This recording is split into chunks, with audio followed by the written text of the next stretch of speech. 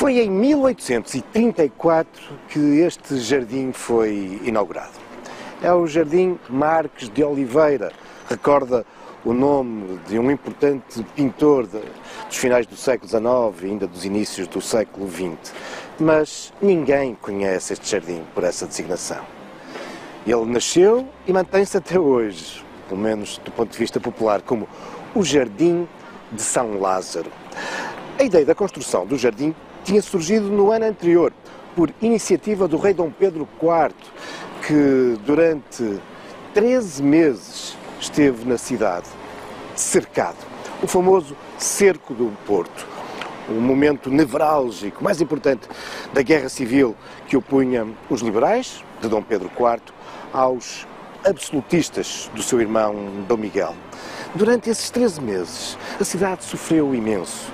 Era diariamente atacada, bombardeada, como estava cercada, havia dificuldades de abastecimento, havia fome, a população estava subnutrida, proliferavam as doenças, uma enorme mortandade, um ano de enorme sacrifício do Porto. Mas foi graças a isso que Dom Pedro e os ideais liberais definitivamente triunfaram no nosso país. Dom Pedro tem consciência que se não fosse a invicta, e foi assim que ele passou a designar a cidade, por ser invencível, ele não teria triunfado. E fez muitas coisas para agradecer ao Porto durante o ano que seguiu ao cerco. Sim, porque ele próprio viu o seu estado de saúde, já algo debilitado, a agravar-se e viria a morrer um ano depois. Entre as muitas coisas que ele fez pelo Porto, criar um grande museu nacional, é hoje o Museu Nacional de Sá dos Reis, criar uma grande biblioteca, é hoje a Biblioteca Pública Municipal do Porto, atribuir à cidade a mais alta condecoração que existe no nosso país, a Ordem de Torre e Espada. Bom, além, obviamente, de ter-lhe deixado o seu próprio coração, quando morreu o seu coração foi-lhe retirado e até hoje se encontra guardado na cidade, na Igreja da Lapa, mas dizia-vos que ele fez muitas outras coisas. E uma delas foi para compensar as mulheres da cidade do Porto. Por todas as dificuldades que tinham passado, ele decidiu oferecer-lhes um jardim. Aqui, em São Lázaro. E este era o recinto onde se desenvolvia uma feira regular. Pois bem, ele mandou acabar com esse espaço utilizado para a feira e aqui criar um jardim para as mulheres do Porto. E nascia assim aquele que foi o primeiro jardim público da cidade. Espaços ajardinados privado já havia, mas enquanto espaço público não havia qualquer jardim. É um jardim que ainda hoje mantém muito desse aspecto romântico, cercado, mesmo a próprios canteiros.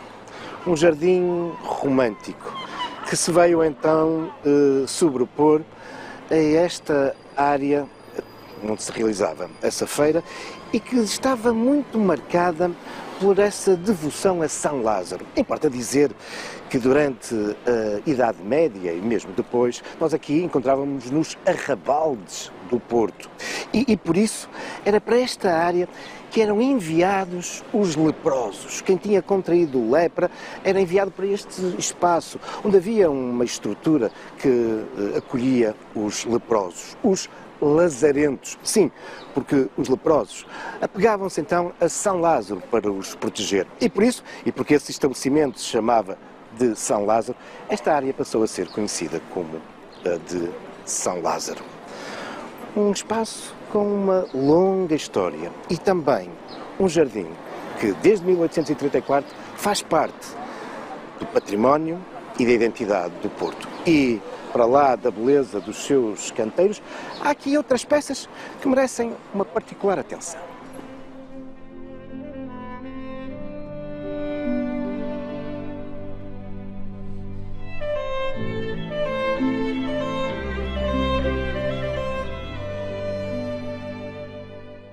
No mesmo ano, 1834, em que este jardim está concluído e é inaugurado, os liberais, os senhores que agora dominam politicamente o nosso país, vão tomar uma medida profundamente anticlerical. Eles estão empenhados em retirar poder à instituição Igreja, que tinha sido um dos alicerces do antigo regime. E por isso vão fazer sair a famosa lei do mata-frades, isto é, a extinção das ordens religiosas em Portugal. Tudo que são mosteiros e conventos são nacionalizados. Os frades têm poucos dias para abandonar essas suas antigas instalações conventuais. Foi o que aconteceu, por exemplo, aqui no Porto, com o histórico convento dos dominicanos, o convento de São Domingos, que se localizava onde hoje temos, sintomaticamente, o Largo de São Domingos, ali ao fundo da Rua das Flores. O espólio, as coleções, os bens desses conventos e mosteiros são também nacionalizados. No caso do de São Domingos, disperso por vários lugares. E uma belíssima fonte, um lavatório, que se encontrava na sacristia, depois de ter andado por alguns lados, acabou por ser colocado aqui, no Jardim de São Lázaro. É uma belíssima peça. Mas isto de colocar fontes, antigas fontes e fontanários em jardins da cidade, acabará por se repetir em muitos outros lugares. Por exemplo, aquela que era uma das mais imponentes fontes existentes no Porto, aquela que hoje podemos observar no Jardim do Passeio Alegre, na Foz. Bom, se o colocássemos no seu lugar de origem, estaria hoje no Pátio das Nações, no Palácio da Bolsa, a sede da Associação Comercial do Porto. Afinal, esse espaço era também um antigo convento, o convento dos franciscanos. Ainda lá temos ao lado a Igreja de São Francisco. E essa fonte estava bem no centro do claustro desse convento e que, de algum modo, o Pátio das Nações ainda hoje guarda essa memória. Mas há muitas outras fontes noutros jardins. O Jardim do Palácio de Cristal, por exemplo, guarda também algumas fontes. Mas, quando falamos em antigas fontes e fontanários do Porto, localizados, guardados, expostos hoje em jardins, é óbvio que há um que sobressai. O Jardim das Águas do Porto, o Jardim dos Antigos Serviços Municipalizados de Água e Saneamento. Um jardim que é popularmente conhecido como o Jardim do Barão Nova Sintra. Vale a pena irmos até lá.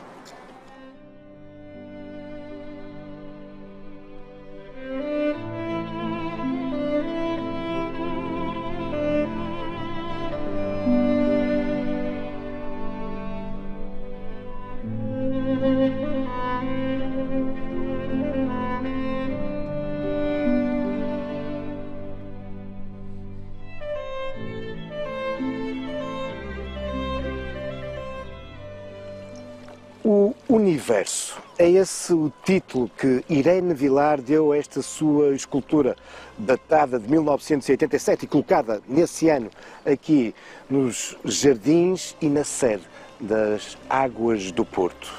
Lembrando, afinal, que é a água, a fonte da vida.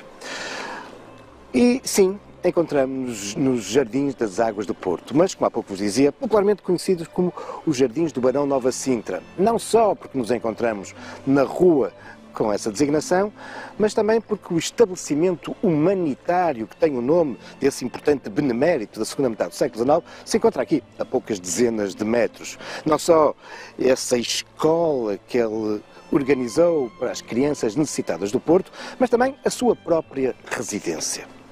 Contudo, o Barão de Nova Sintra nunca teve grande domínio sobre este local.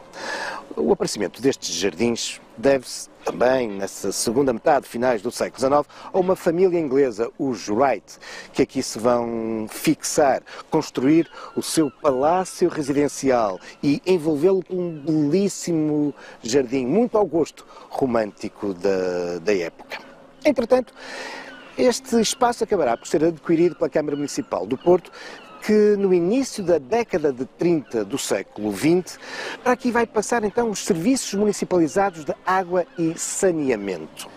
Isto porque nos finais do século XIX, o estabelecer da rede de abastecimento de água ao domicílio tinha sido entregue, fruto de um concurso internacional, a uma empresa francesa, a Companhia des Eaux pour l'Étranger, a Companhia das Águas para o Estrangeiro. É por isso que ainda hoje muita gente, quando fala da água ao domicílio, fala da água da companhia.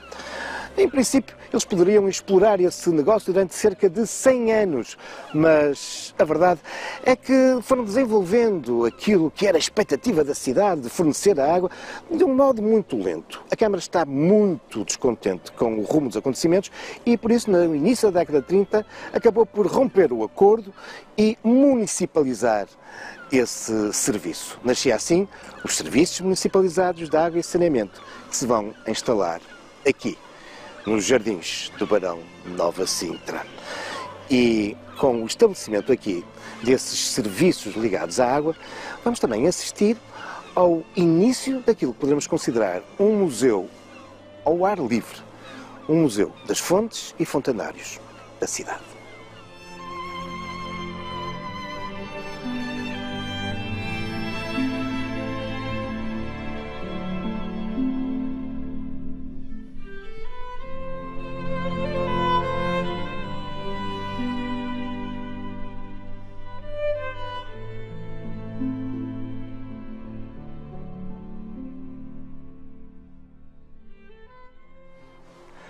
A Associação dos Jardins Barão Nova Sintra nas Águas, em boa verdade, remontam a 1929, quando aqui é construída uma importante estação elevatória, crucial para fornecer a água à cidade.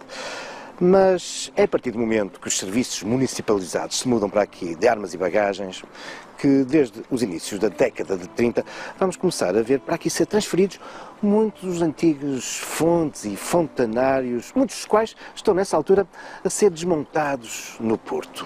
Fruto do desenvolvimento urbano, fruto do desenvolvimento do transporte viário, e muitas dessas fontes, por vezes no meio das ruas, colidiam, eram um empecilho para a circulação viária. Fontes que se localizavam em sítios que para nós hoje são verdadeiramente inacreditáveis. Por exemplo, e se eu vos dissesse que esta fonte estava em plena Rua de Surufeita? Sim, era uma fonte importante, abastecia-se de um manancial de água que de resto depois era canalizada e fazia alimentar uma outra famosa fonte que ainda hoje existe no Largo da Maternidade. Mas essa água vinha aqui, desde esta fonte. O lugar ainda hoje lá existe. Sintomaticamente temos um estabelecimento de restauração que se chama A Fonte. Uma fonte que de início tinha uma grande taça e que ocupava parte da rua, e vejam como isso era um empecilho, nomeadamente para a passagem do carro elétrico, com as pessoas todas à volta da fonte.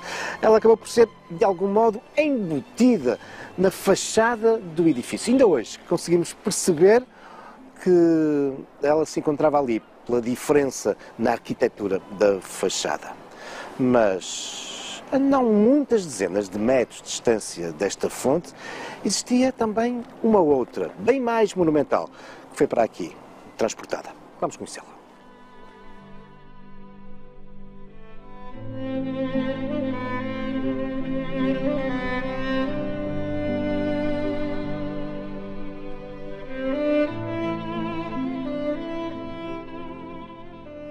O desenvolvimento urbano, o crescimento populacional, a intensificação do tráfego automóvel ditaram com efeito o desaparecimento de muitas fontes na cidade.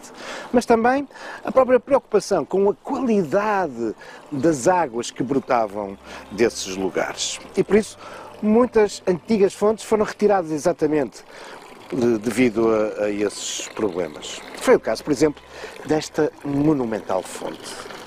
Ela tinha já nos finais do século XIX, uma indicação a negro proibindo as pessoas de consumir esta água, que quando a fonte surgiu nos finais do século XVIII era considerada de muito boa qualidade. Bom, quando chegamos aos inícios do século XX, de facto, essa qualidade já não existia. Esta é a fonte dos ablativos e dos ablativos por causa desta inscrição em latim, ou fonte do Ribeirinho. Era uma fonte que era alimentada, de facto, por um pequeno ribeiro que nascia no alto da Ramada Alta. Descia através daquilo que é hoje a rua Barão Forrester e alimentava esta fonte, que por isso se localizava, imaginem, na esquina da rua Barão Forrester com a Rua da Boa Vista. Como estavam de ver, hoje seria completamente impraticável uma fonte desta dimensão nesse lugar tão concorrido da cidade. E se isto acrescentarmos as pessoas todas que aqui se ajuntavam para vir buscar água, percebemos de como era um empecilho para o tráfego nesse lugar. E por isso ela foi desmontada e aqui recolocada em 1933. É sem dúvida uma das mais belas fontes deste parque, encimada por aquela que era, nos finais do século XVIII, as armas da cidade, com Nossa Senhora da Vandoma em destaque.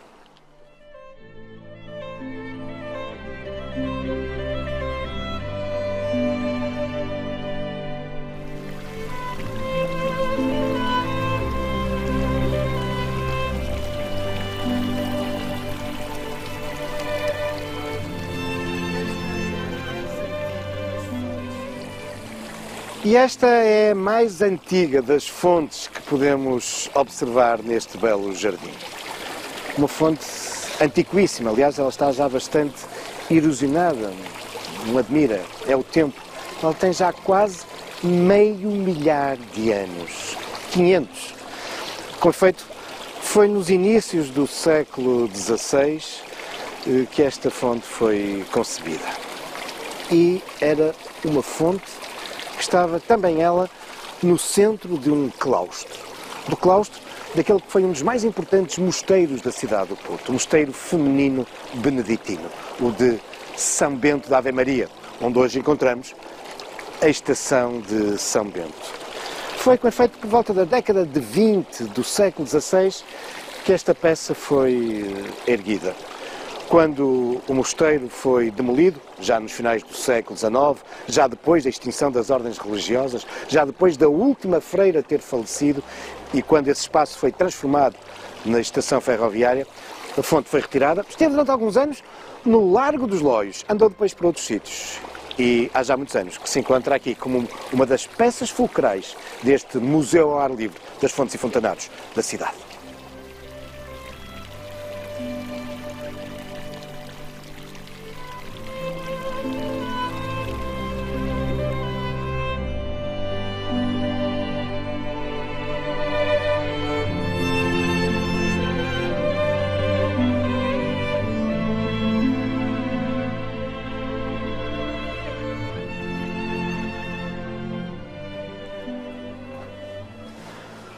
Muitas destas antigas fontes, fontanários, eram abrigados por umas estruturas que eram popularmente designadas como as arcas.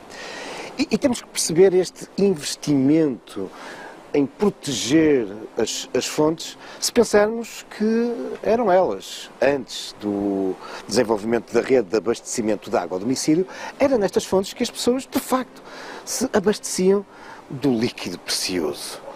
E nas fontes, por vezes formavam-se extensas filas, por vezes está mau tempo.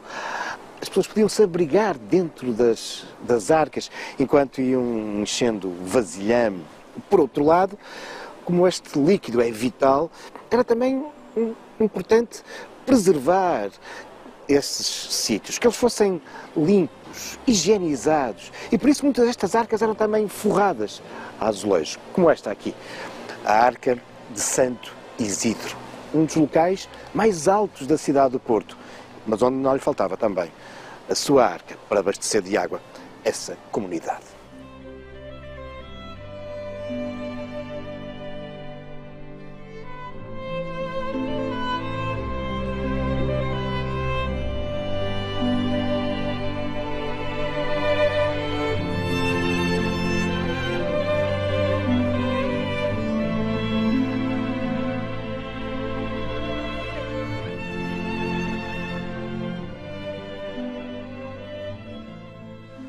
A fonte do Campo Alegre é mais um exemplo de uma dessas arcas que protegia uma fonte, neste caso, que brotava naturalmente de um afloramento granítico e esta construção que protegia quem aqui se vinha abastecer e protegia também a água do pó e de outras sujidades.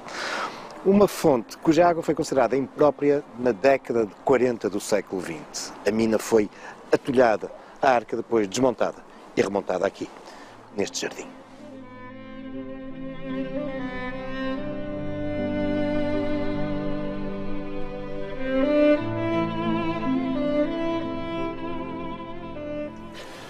Na rua de Camões localizava-se este chafariz de Camões, ou a fonte da Feira dos Carneiros. E sim, existia aí, naquilo que na altura eram um bocadinho os subúrbios da cidade, um espaço destinado à Feira dos Carneiros. E o apoio crucial da água a estes espaços de feira era fundamental. E por isso era habitual haver fontes e fontanários junto desses antigos espaços de comércio tradicional. Mas, a esse propósito, vale a pena irmos espreitar aquela que é mais espetacular das arcas que existe neste jardim.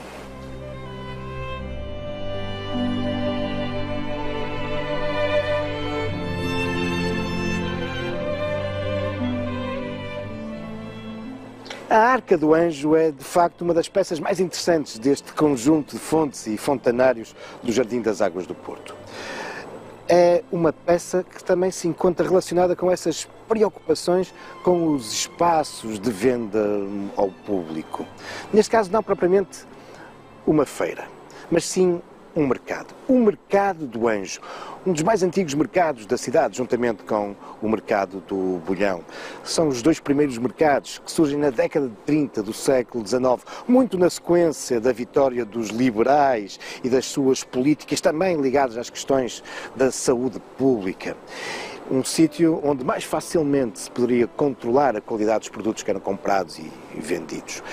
E este mercado, que se localizava onde hoje temos o Jardim das Oliveiras, ali entre a Livraria Lelo e a Torre dos Clérigos, esse mercado possuía, bem no centro, esta arca. Um espaço de facto fundamental, não só para quem ia comprar, mas também para quem vendia. E por isso, no interior da arca, podemos observar um conjunto diversificado de bicas, umas mais altas, outras mais baixas, alimentando diferentes espaços para diferentes funcionalidades. É, com efeito, uma arca que vale a pena visitar.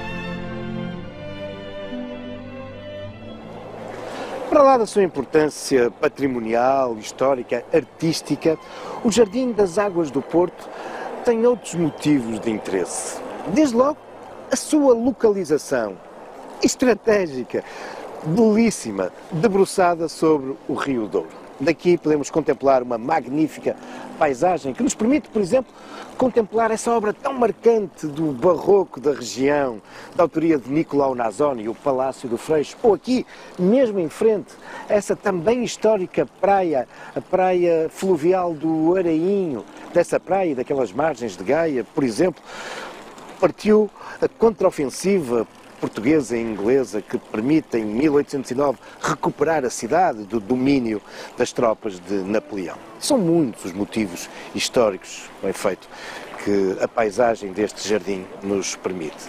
Mas, claro, também as suas fontes e fontanários. Para lá destes, em granito, há também muitas fontes metálicas que são também marcantes na imagem e na memória que temos da cidade. Este, por exemplo, muito curioso, que foi oferecido à cidade pela Sociedade Protetora de Animais, com espaços para saciar a sede, exatamente, dos animais. Mas esta é uma longa história e que, de algum modo, continua a ser feito nos nossos dias. Prova disso mesmo é o facto de, em 2018, aqui ter sido colocada uma nova fonte, da autoria de Julião Sarmento. Integra-se nessa nova rota que vem sendo desenvolvida no Porto, envolvendo um grande conjunto de escultores contemporâneos. São peças marcantes, muito interessantes, mas isso são já outros factos, também algumas lendas, futuros caminhos da história.